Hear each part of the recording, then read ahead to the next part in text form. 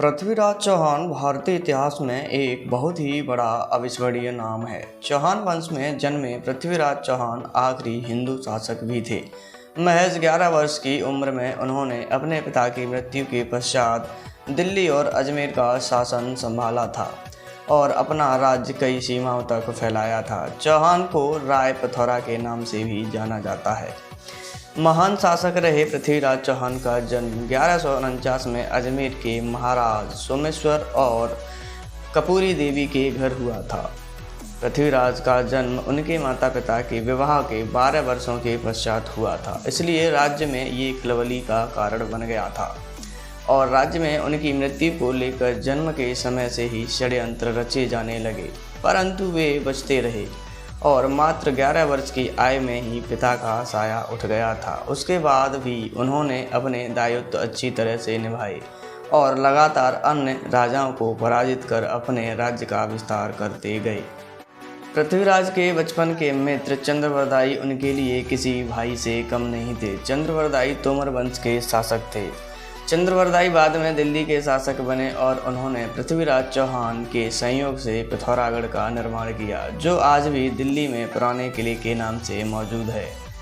अजमेर की महारानी कपूरी देवी अपने पिता अंगपाल की इकलौती संतान थी, इसलिए अब प्रश्न ये था कि अंगपाल के बाद उनके राज्य का उत्तराधिकारी कौन होगा।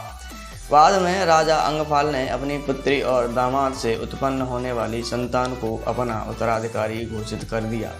सन 1166 में महाराज अंगपाल की मृत्यु के पश्चात पृथ्वीराज चौहान को दिल्ली का कार्यभार सौंपकर राजा बनाया गया।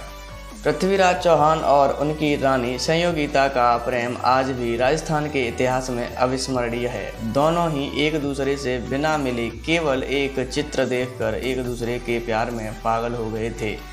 वहीं संयोगिता के पिता जयचंद पृथ्वीराज के साथ ईर्षा भाव रखते थे, इसलिए संयोगिता और पृथ्वीराज चौहान के विवाह का विषय तो दूर दूर तक सोचने के योग्य नहीं था। जयचंद केवल पृथ्वीराज को नीचा दिखाने का मौका ढूंढते रहते थे। यह मौका उन्हें अपनी पुत्री के स्वयंवर में मिला। राजा जयचंद ने अपनी पुत्री संयोगिता के स्वयंवर में पृथ्वीराज चौहान को छोड़कर पूरे देश से राजाओं को आमंत्रित किया। पृथ्वीराज को नीचा दिखाने के उद्देश्य से उन्होंने स्वयंवर में पृथ्वीराज की मूर्ति द्वारपाल के स्थान पर रखी, परंतु इस स्वयंवर में पृथ्वीराज ने संयोगिता की इच्छा से उनका अपहरण कर उन्हें अपनी रियासत ले आए और दिल्ली आकर दोनों का विधि पूर्वक विवाह संपन्न हुआ। इसके बाद जयचंद और पृथ्वीराज के बीच दुश्मनी और भी बढ़ गई। अपनी पुत्री के अपहरण के बाद राजा जयचंद के मन में पृथ्वीराज के लिए कटुता बढ़ती चली गई तथा उसने पृथ्वीराज को अपना दुश्मन बना लिया। वो पृथ्वीराज के खिलाफ अन्य राजपूत राजाओं को भी भड़काने लगा।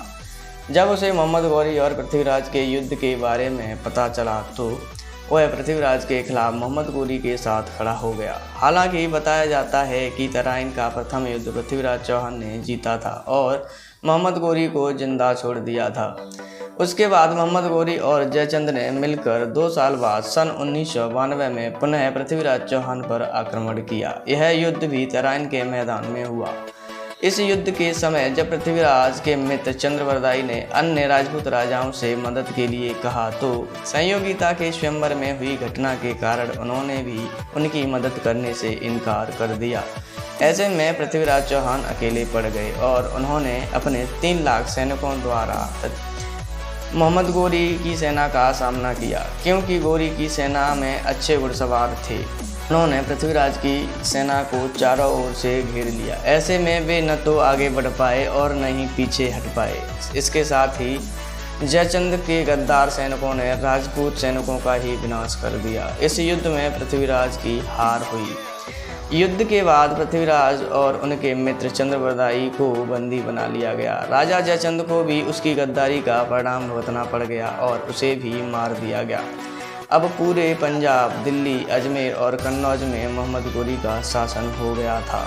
गौरी से युद्ध के पश्चात पृथ्वीराज को बंदी बनाकर उनके राज्य ले जाया गया। वहां उन्हें गौरी द्वारा दर्दनाक यातनाएं दी गईं। उनकी आंखों को लोहे की गर्म सरिया से जलाया गया, जिसकी वजह से उनकी आंखों की रोशनी चली गई। जब पृथ्वीराज से उनकी मृत्यु से पहले आखिरी इच्छा पूछी गई तो भरी सभा में अपने मित्र चंद्रवरदाई के शब्दों पर शब्दभेदी बाण का उपयोग करने की इच्छा प्रकट की। चंद्रवरदाई ने अपने दोहे में मोहम्मद गोरी के सिंहासन की ऊंचाई का वर्णन कर दिया और पृथ्वीराज चौहान ने अपने शब्दभेदी विद्या का इस्तेमाल कर मोहम्मद गोरी के सीने में अपने बाणों की बरसात कर दी, जिससे मोहम्मद गोरी की मौत हो गई।